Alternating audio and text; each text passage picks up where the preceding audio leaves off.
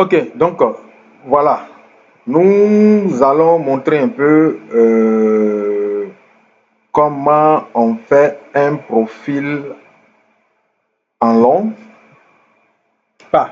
Alors, la manipulation que nous sommes en train de vouloir faire sur le logiciel civil 3D, ici maintenant, va nous amener donc à faire donc à suivre cette procédure-là. Déjà, nous allons créer à partir d'une liste de points donc une surface. Et cette surface-là, nous allons l'utiliser pour faire un profil en long.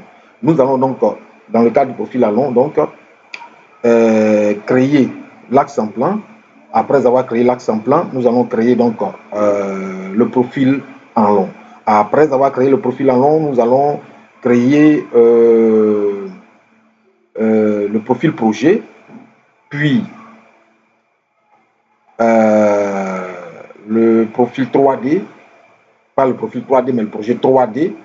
Et puis nous allons aboutir donc avant le projet 3D, nous allons faire le profil en travers. Et puis après aboutir donc au projet 3D et enfin aux cubatures modélisées pour trouver donc les cubatures. Voilà la procédure que nous avons fait sur le logiciel civil 3D. Alors nous allons commencer. Nous allons commencer donc maintenant. Et pour commencer, nous commençons donc ici.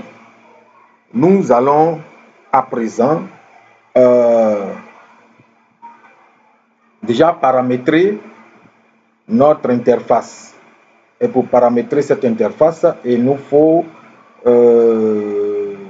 donc dans cette fenêtre-là, voilà, nous allons cliquer sur paramètres, sur l'onglet paramètres.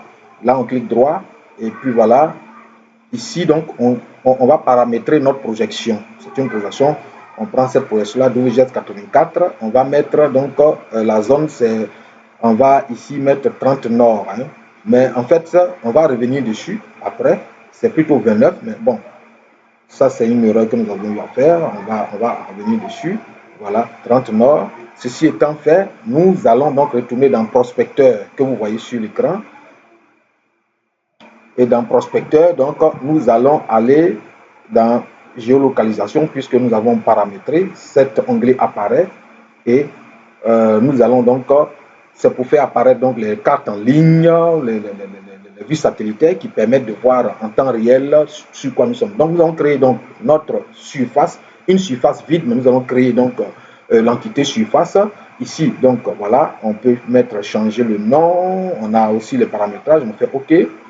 Nous allons donc ici dans l'entité surface donc qui est vide, nous allons voilà, donc voilà l'entité surface. Pour le moment, cette entité est vide. Nous allons donc créer la surface avec certaines données. Et nous allons créer cette surface avec les points, les données de points. Et pour cela aussi, il faut donc importer les points.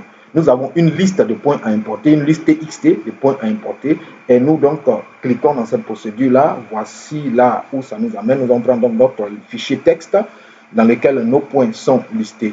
Alors, nous lançons. Il se trouve que donc ce fichier n'est pas bon.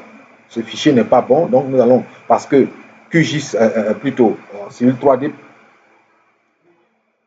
très important, il faut donc vraiment que les fichiers soient bien enregistrés. Donc, il y a certains éléments qui le respectent. Il faudrait avoir que les numéros, donc les numéros, les X, Y, Z, avec donc les descriptions. Donc, il faudrait que les X, numéros X, Y, Z sont numériques. Seules les descriptions peuvent comporter donc des textes. Seules les descriptions peuvent comporter donc des textes. Donc voilà, donc les points doivent être, on va dire ainsi. Nous allons donc relancer cette fois-ci ce fichier qui est bien classifié.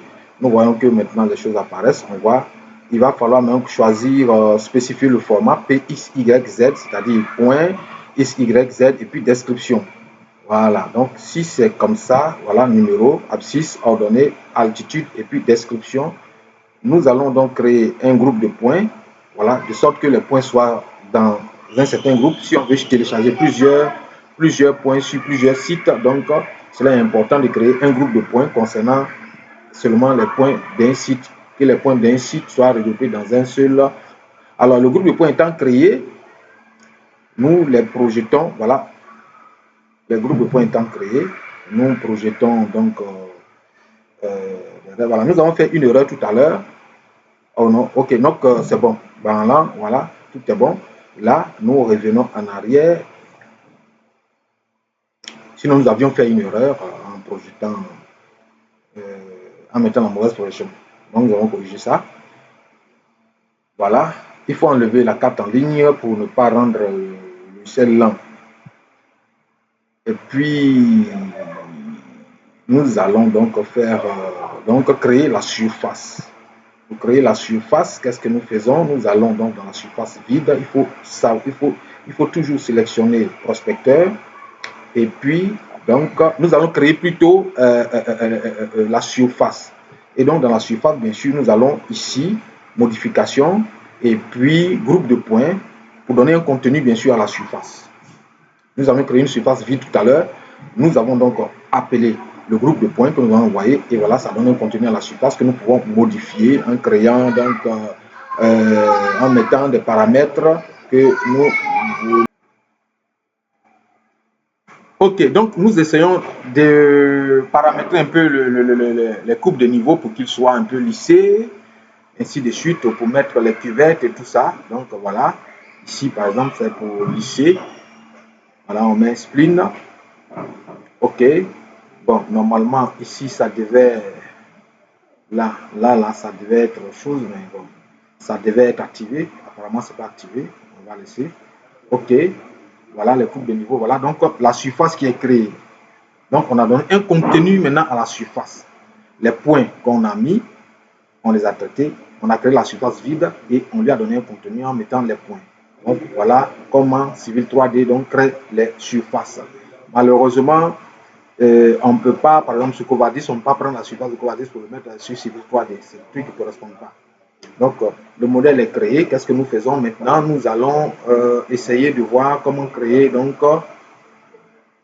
un profil en long. Vous voyez, on a tracé, ça c'est un profil rapide. On clique droit et on va en ligne. Alors là, on n'a pas un assez grand nombre de styles. On n'a pas un assez grand nombre de styles. Et les styles, donc, on crée la surface avec, donc ça c'est une surface rapide. Vous voyez, le gabarit, vraiment, ce n'est pas un gabarit que nous connaissons dans le système français.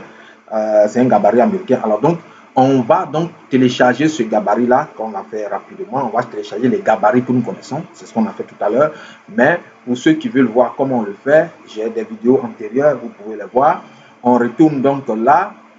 Et cette fois-ci, on va créer notre surface. Donc, on active la carte en ligne. La carte en ligne étant activée,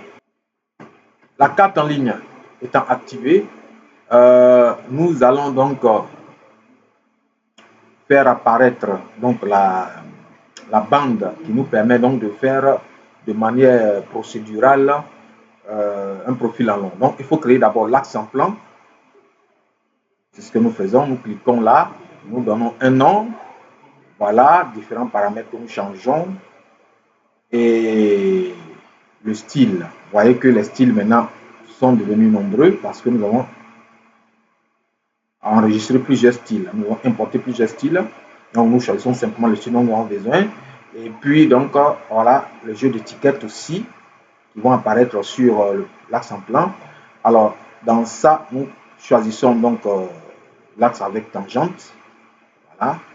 Et donc, voilà comment l'axe est créé avec donc, les gabarits que nous avons importés. Nous allons maintenant créer le profil en long à partir de cet axe-là. On clique sur profil en long. Ici, c'est le nom de l'axe. Donc, on ajoute la surface et on crée donc le profil en cliquant là.